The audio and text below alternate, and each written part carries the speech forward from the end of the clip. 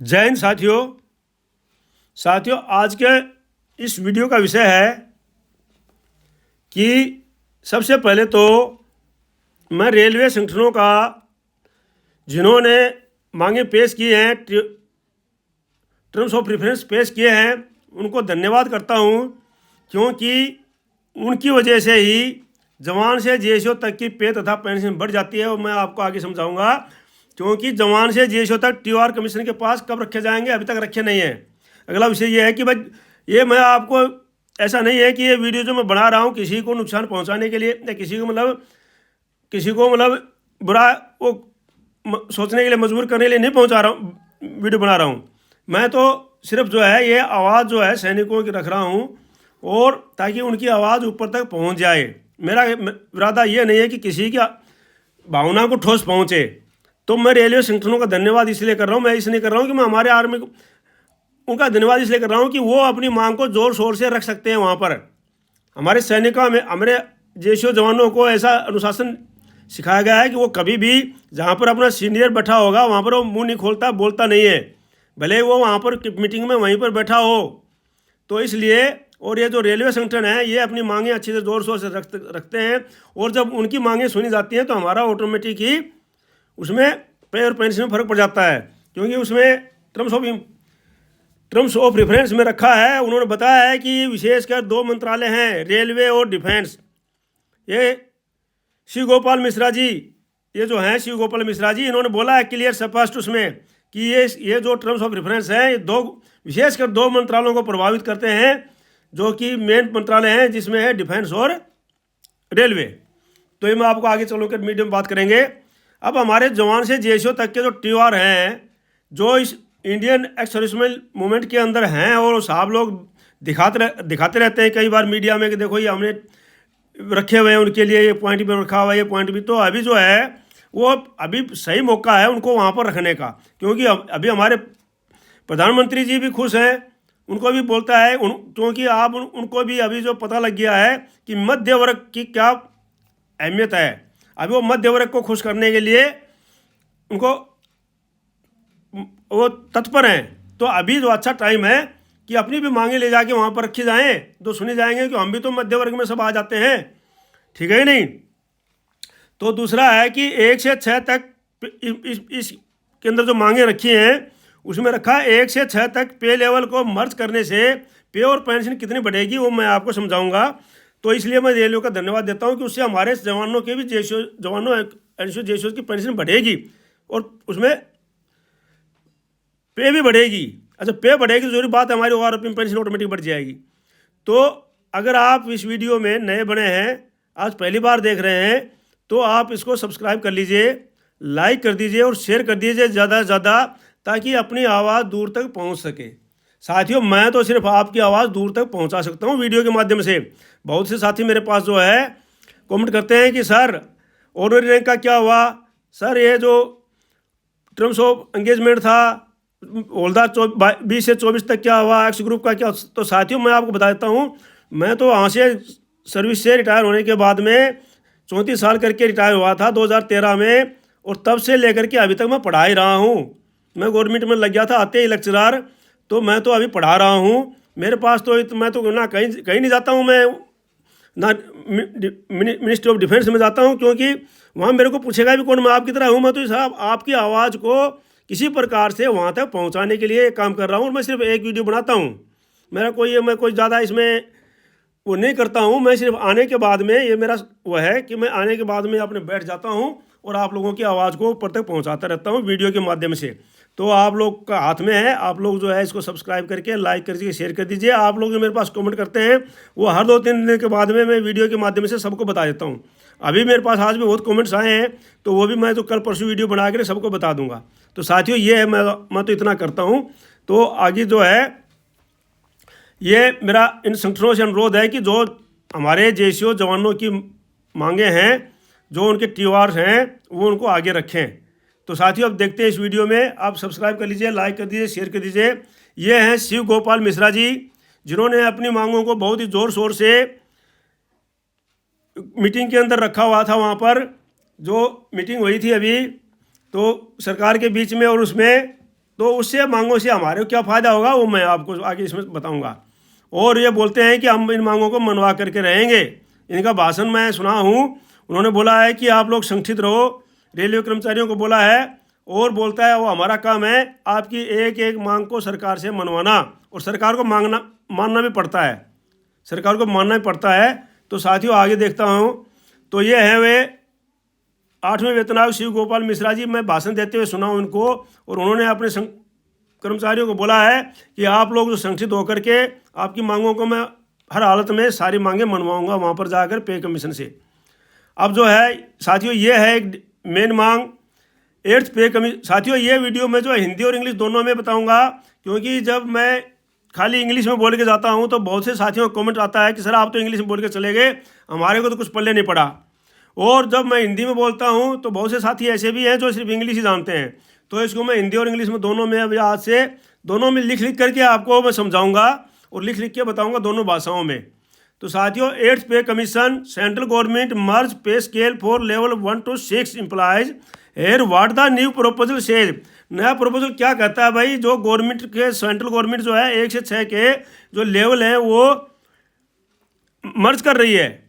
तो मर्ज करेगी, ये है after the government last month gave a approval of setting the 8th पे कमीशन। 8th पे कमीशन को सेटिंग करने के बाद में गवर्नमेंट ने जो अप्रूवल दिया, department of personal and training DOPT has recently invited. उन्होंने अभी जो है इन्वाइट किया है DOPT को ने, वो जो है सजेशन मांगे हैं स्टाफ साइड से, नेशनल काउंसिल JCM से फाइनलाइज 8th सेंट्रल पे कमीशन करने के लिए। तो साथियों हिंदी में देखो 8वें वेतन आयोग में सरकार ने सभी संगठनों से TOR टर्म्स ऑफ रेफरेंस सुझाव मांगे हैं। NC-JCM संगठन ओर से श्री गोपाल मिश्रा तथा सरकार की तरफ से DOPT के सचिव के बीच मीटिंग हुई है। ये proposal for merge of certain pay scale to streamline salary structure and address anomalies in career progression in the JCM system. The national council staff side refers to the representative of the various employees union. उन्होंने क्या बहुत सारी union जो employ union है तो उनसे भी मांगे, सभी से एसोसिएशन से मांगे हैं। वो पार्टिसिपेट इन द डिस्कशन, जो डिस्कशन के अंदर पार्टिसिपेट करते हैं with the government at the national level, राष्ट्रीय लेवल पर जो है गवर्नमेंट के उनके साथ में जो डिस्कशन किया है। While the national council official site represent the government official from different minister and department who engage with the staff. तो नीड अटेंशन, एक चीज़ के पर ध्यान देने की जरूरत है, वो मैं बताता हूँ आपको, हिंदी में भी लिखूंगा मैं, आगे हिंदी में लिखा हुआ है मैंने। One of the major recommendation of the staff side merging pay scale for government employees under 1 to 6 पे लेवल। जो 1 से लेकर के 6 पे लेवल जो है ये स्टाफ साइड से आए हैं कि भाई इनको मर्ज कर दिया जाए। वो मर्ज कैसे करना है वो भी आगे देखते हैं। The pay scale structure has and money as level 18 level. जो अब तक जो पे स्ट्रक्चर हैं वो 18 लेवल के हैं, starting from 1 and going up to the level 18। जो 1 से शुरू होता है और 18 तक है, ये है आफ्टर 7th पे कमीशन में, क्योंकि उससे पहले तो ग्रेड होता था, उसके बाद इन्होंने लेवल बना दिया 7th पे कमीशन में। और इसी लेवल के कारण जो है हमारे JCO साहिबान की पे कम हो गई, और उसी के कारण जो है 14 के बाद में जो भी JCO साहब पेंशन आ रहे हैं 16 के बाद में, उनकी सबकी पेंशन जो है बहुत ज़्यादा कम हो रही है।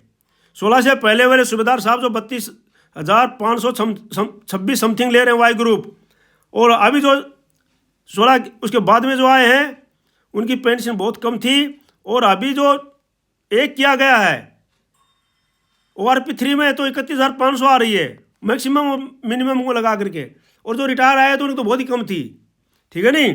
ऑर्डिनरी कैप्टन और सूबेदार मेजर 34 साल करके ऑर्डिनरी कैप्टन आया, वो 36-37 हज़ार ले रहा था, अभी जो है उसको 46,000 लॉटरी खुल गई उसकी ORP 3 में। वाइल द मैक्सिमम पे लेवल 18 कहाँ पर था 2,50,000। तो जो है ये था उनके बारे में। अब साथियों जो है NC-JCM की तरफ से काफ़ी मांगें रखी गई हैं, लेकिन पूर्व सैनिकों की भी कई मांगे हैं, जैसे क्वालिफाइंग सर्विस के अनुसार पे फिक्स होना। साथियों जैसे हवलदार NCO जो है यहाँ पर कमेंट कर रहे हैं, सर जो 20 साल नौकरी करके आया प्री मैच्योर आया और मैं 24 साल करके आया पूरी नौकरी करके रिटायर किया गया मेरे को, उसकी भी उतनी पेंशन है और मेरी भी उतनी पेंशन है। इसी प्रकार से JCO साहिबान की है, इसी प्रकार से सूबेदार मेजर की है। तो ये जो होना चाहिए ठीक है, जो जितनी नौकरी करके आया है हर साल का इंक्रीमेंट लगना चाहिए। इंक्रीमेंट पेंशन के ऊपर भी उस मतलब इंक्रीमेंट का मतलब यह है कि भाई एक बार लग गया, भाई फिक्स हो गया कि भाई जो है 20 वाले इतने आया, 21 वाले का इतना बड़ा, 22 वाले का इतना, 24 साल तक उसका टेबल अलग अलग हो जाए। इसी प्रकार से सूबेदार साहब, इसी प्रकार से सूबेदार मेजर साहब जो भी आए 30 साल से 34 साल तक सबको उसका बेनिफिट मिल जाना चाहिए।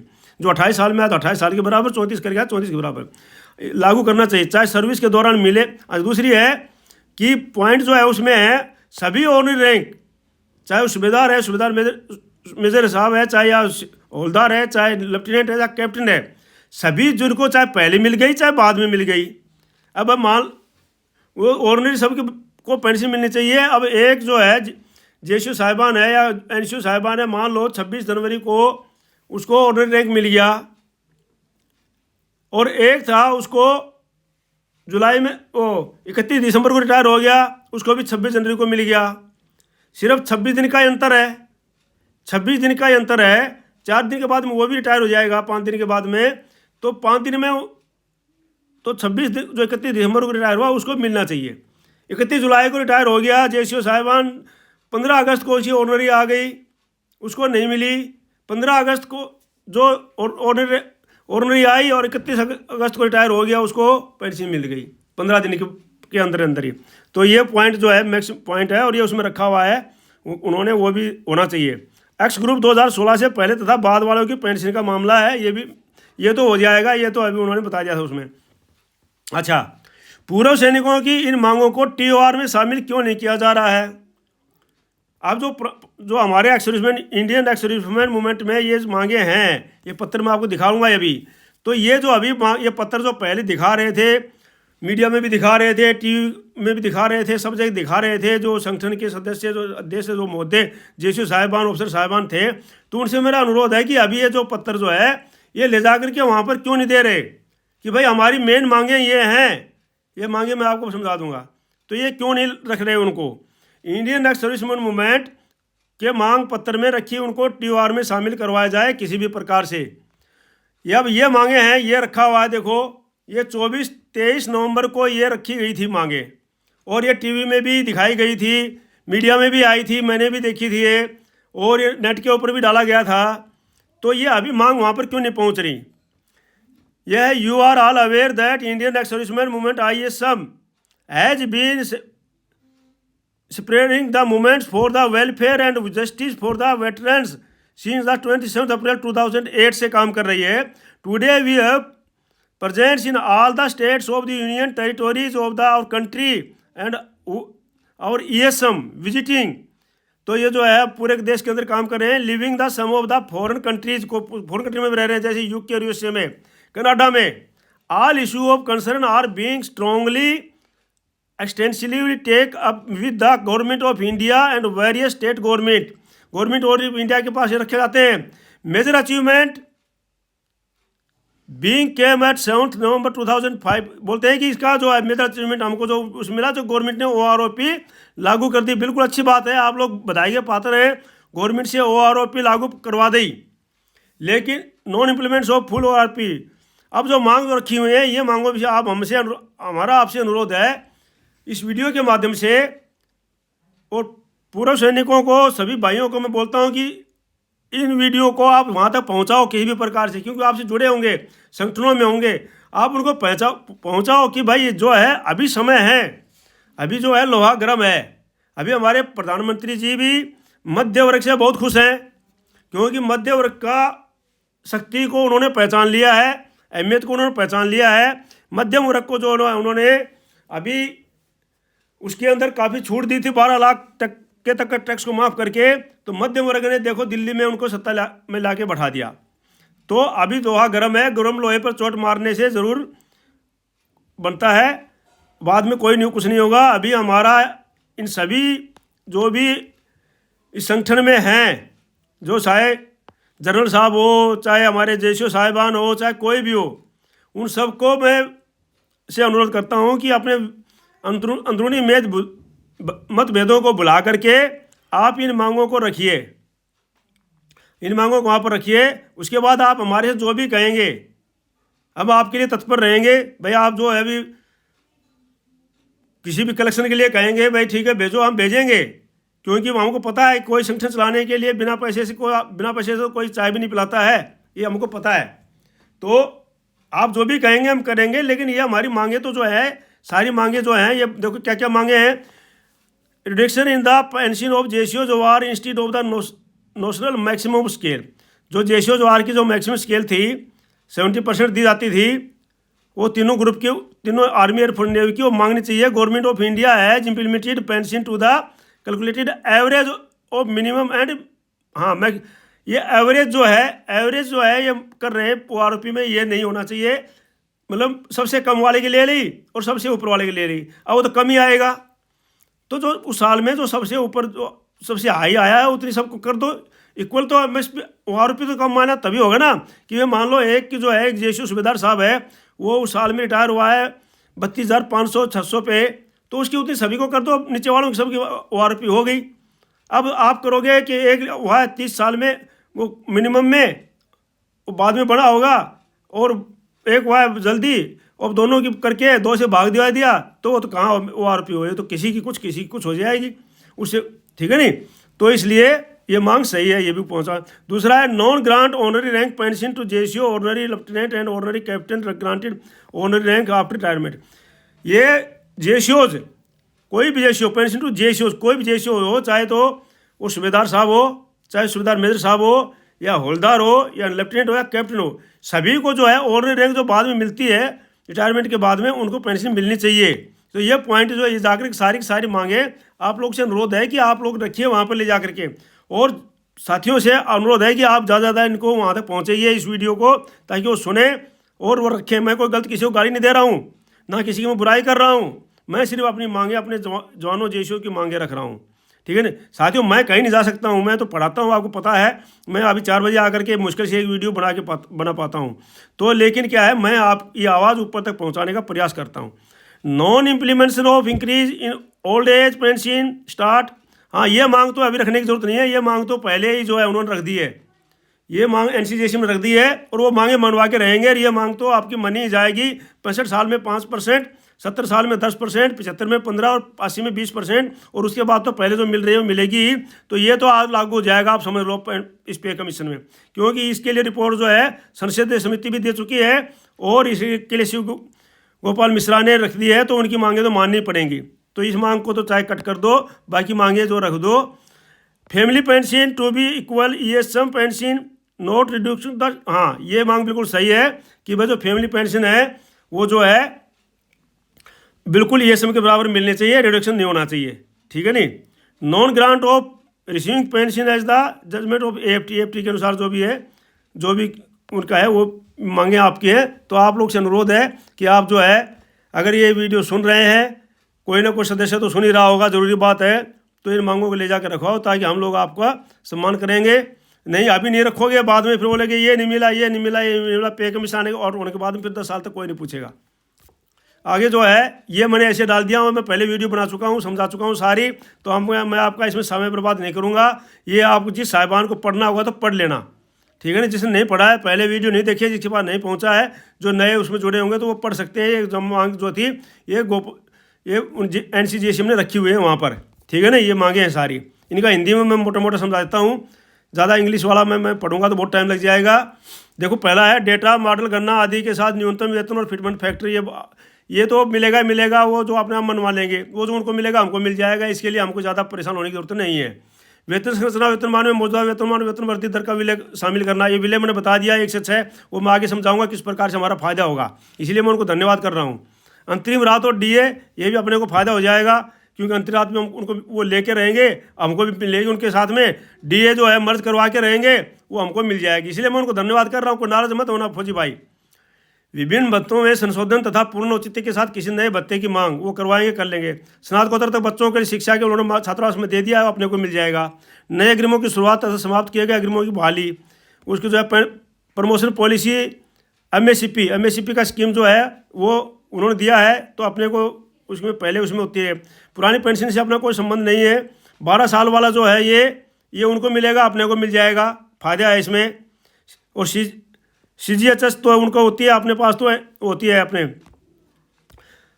तो इसके लिए जो है कोई अन्य मामला जो केंद्र सरकार, तो ठीक है। तो ये मांगे हैं, इसमें कई मांगे हैं जो उनके साथ हम अपना भी भला हो जाता है। तो इसलिए अब जो है इन मांगों में हिंदी में, क्योंकि कोई साथी बोलते हैं कि आप इंग्लिश बोल के चले जाते हो, हमारे को समझ में नहीं आता है। तो इन मांगों में एक मांग ये भी है कि 1 से 6 तक के पे लेवल को मर्ज करना। अगर ऐसा होता है तो सिपाही और हवलदार की पे तथा पेंशन में काफ़ी बढ़ोतरी होगी। सिपाही लेवल जो 3 से 4 में पहुंच जाएगा, जो नायक का लेवल है, उसके बाद जो भी फैक्टर लगेगा वो फैक्टर लगेगा ही लगेगा। हवलदार पे लेवल 5 से पे लेवल 6 नायक सुधार में पहुंच जाएगा, तो इससे काफ़ी बढ़ोतरी होगी। तो जब ये लेवल ऊपर बढ़ेंगे तो ज़रूरी बात है कि आर्मी का रैंक तो ऑटोमेटिक ऊपर बढ़ जाता है, क्योंकि नायक सुधार को हवलदार के साथ तो रखेंगे नहीं, या तो उनके पास उनको एक इंक्रीमेंट लगाना पड़ेगा, या तो फिर उसका अगला लेवल में जाएगा, नायक सुधार साहब 7 में जाएगा, तो फिर सूबेदार साहब 8 में और सूबेदार मेजर 9 लेवल खाली पड़ा है। 9 लेवल में हमारा आर्मी का कोई भी नहीं है। 10 में आता है हमारा ऑर्डिनरी लेफ्टिनेंट और कैप्टन साहब, तो 9 लेवल जो खाली है उसमें सूबेदार मेजर साहब पहुंच जाएगा। तो इस प्रकार से ऑटोमेटिक बढ़ जाएगी। इसमें ज़्यादा तो कैसे देखो, उन्होंने दिया है level 1 with level 2, level 3 with level 4, level 5 with level 6। How will this merge impact salary of employees under ये किस प्रकार से प्रभाव डालेगा सैलरी के ऊपर। तो ये बोलता है कि how will this merge impact salary प्रभाव। द लेवल 1 एम्प्लॉय करंटली ₹18,000 18,000 ले रहा है, लेवल 2 ले रहा है 19,900। अब जो है इनको मर्ज करेंगे, तो लेवल 1 को जब 2 में मर्ज करेंगे तो लेवल 2 वो बनेगी 51,480। इसमें हमारा कोई नहीं है। लेवल 3 जो हमारे सिपाही को 4 में मर्ज करते हैं, अगर ये फैक्टर लगाते हैं, ये फैक्टर अगर वो मान लेने में कामयाब हो जाते हैं, तो ये फैक्टर लेने में कामयाब हो जाते हैं, तो हमारे जो है उसका 3 से सिपाही की इतनी बढ़ जाएगी बेसिक। लेकिन इतना तो मैं कह नहीं सकता हूँ ये फैक्ट्री मिलेगा। फैक्ट्री इतना ज़्यादा बहुत ज़्यादा है, फैक्ट्री इतना गवर्नमेंट नहीं देगी। लेवल 5 और दे दी तो अच्छी बात है, ये मत बोलना कि भाई आप क्यों नहीं मांग रहे हो, दे दो अच्छी बात है, बहुत अच्छी बात है, ठीक है नहीं। लेकिन वो जो है पुराने जो वित्त सचिव ने बोला है कि भाई ये फैक्ट्री मांगना चांद जैसे मांगना है, इसलिए मैं बोल रहा हूँ। फॉर लेवल 5 लेवल 6 सैलरी में गो, तो ये उसमें हमारे जो हवलदार जी 6 में चले जाएंगे, तो इस प्रकार से उनकी इतनी बन जाती है। तो ये जो है, और फिर जो है इस प्रकार से ये लेवल तो वही है। लेवल 1 कर्मचारी की शुरुआत लेवल 18,000 से, लेवल 2 के लेवल जो है 19,900 से। इस फैक्ट्री 2,000 लगता है, तो ये हिंदी में मैंने लिख दिया हूँ, वो इंग्लिश में थी, ये मैंने हिंदी में लिख दिया हूँ कि इतनी बढ़ती बनती है, उसको हिंदी कन्वर्ट कर दिया मैंने, ठीक है ना। इसमें ज़्यादा मैंने कोई वो नहीं किया है, क्योंकि जो साहिबान बोलते हैं कि आप तो इंग्लिश में बोल के चले जाते हो, तो इसलिए मैंने हिंदी कन्वर्ट कर दिया। अगर इस प्रकार मर्ज किया जाता है तो अच्छी बात है, क्योंकि इससे सेना में हर एक रैंक में अंतर देखने को मिलेगा। फिर सिपाही से सूबेदार मेजर तक एक लेवल ऊपर हो जाएगा। और अभी मुख्य बात यह है कि TOR में जो टर्म्स ऑफ प्रेफरेंस में जवान NCO तथा JCO के टर्म्स ऑफ प्रेफरेंस को शामिल किया जाना चाहिए। जवान NCO JCO की सभी विसंगतियाँ जो भी ORP में थी रह गई हैं, इनको पहले ही पे कमीशन से पहले ही दूर करके और अच्छी तरह से इनको पेश किया जाना चाहिए वहाँ पर, ताकि जो है सभी की तनख्वाह बढ़े, सभी की पेंशन बढ़े और सभी का मुराल अप हो। जब सेना का मुराल अप होगा तो अधिकारियों को तो कुछ कहने की ज़रूरत नहीं पड़ेगी, ऑटोमेटिक जवान अपने आप भागेंगे। क्योंकि और ये तो पे और पेंशन है, यही मोटिवेशन का साधन है। कोई भी हो, चाहे सिविल में हो, फौज में हो, जिसको वो दिखाई देगी अच्छा पेंशन, अच्छी तनख्वाह, वो ऑटोमेटिक उसके अंदर शक्ति आ जाएगी, उसके अंदर चुस्ती आ जाएगी। हम देखते हैं यहाँ पर स्कूल कॉलेजों में जिनकी अच्छी सैलरी है वो बहुत इंटरेस्ट से पढ़ाते हैं, जिनकी सैलरी कम होती है वो बेचारे अपने चक्करों में घूमते रहते हैं। तो यही सेना में भी है, जब अच्छी सेना की अच्छी रैंक की पेंशन होगी, जैसे अच्छी पेंशन होगी, तो बोलेंगे हाँ भैया मैं जो है ना सूबेदार साहब की अच्छी रैंक की पेंशन में सूबेदार साहब रैंक लूँगा। हवलदार भी सोचेगा भैया JCO बनूंगा, JCO की अच्छी पेंशन मिलेगी, आराम से जा करके वो करूँगा।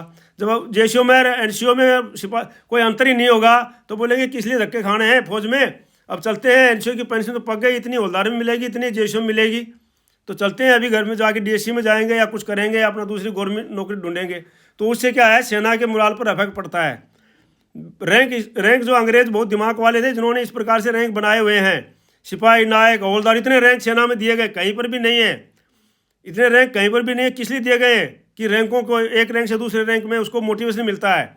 जब सिपाही लैशनागी लगाता है तो कई दिन तक उसके अंदर फुर्ती आती रहती है। जब वो 2 फीते लगाता है तो कंधे को देखता है, जब हवलदार लगती है तो और फुर्ती आती है और इंटरेस्ट से काम करता है, आपने देखा होगा। उस प्रकार जब JCO बनता है तो और ही ज़्यादा इंटरेस्ट हो जाता है। तो इसलिए बहुत मेरा उन अधिकारी साहिबान से, चाहे वो सर्विस में हो चाहे बाहर से हो, मेरा सबसे अनुरोध है कि ये जवान JCO NCO जो JCO का जो अनदेखी हो गई 10 साल के अंदर, जिसके अंदर से पिछले पे कमीशन में जो अनदेखी हुई थी वो अभी नहीं होनी चाहिए, उनको अच्छी तरह पेश किया जाना चाहिए। और सेना कर रही है, इसलिए सेना ने जो है उसमें बोला है कि भाई जो है JCO जो एक कमीशन अधिकारी है, क्यों, ताकि उनको पता है कि अभी पे कमीशन में JCO की अनदेखी नहीं होनी चाहिए, तो सभी की अनदेखी नहीं होनी चाहिए, सिपाही से लेकर JCO तक। और बाकी ऊपर साहिबान तो अपनी मांगे अपने आप रख लेते हैं, वो समझदार हैं, वो पढ़े लिखे हैं, वो बोल भी सकते हैं, लेकिन ये नीचे वाले बोलते नहीं है। इसलिए मैं इनकी आवाज़ को ऊपर उठाने के लिए वीडियो बनाता हूँ। मैं किसी की भावना को ठोस नहीं पहुँचाता हूँ, ना किसी की मैं अगेंस्ट हम कुछ बोलता हूँ, मैं सिर्फ जो है सही सही बातें इस वीडियो में बताता हूँ। तो आज के इस वीडियो में इतना ही, मिलते हैं किसी दूसरे वीडियो में अगले, तब तक के लिए जय हिंद जय भारत, आपका दिन शुभ रहे, may you live long, god bless you. धन्यवाद for watching video, thank you. अगर आप इस वीडियो में नए बने हैं तो सब्सक्राइब जरूर कर लीजिए, लाइक कर दीजिए और शेयर कर दीजिए, ताकि सभी की आवाज़ ऊपर तक पहुंच जाए। धन्यवाद।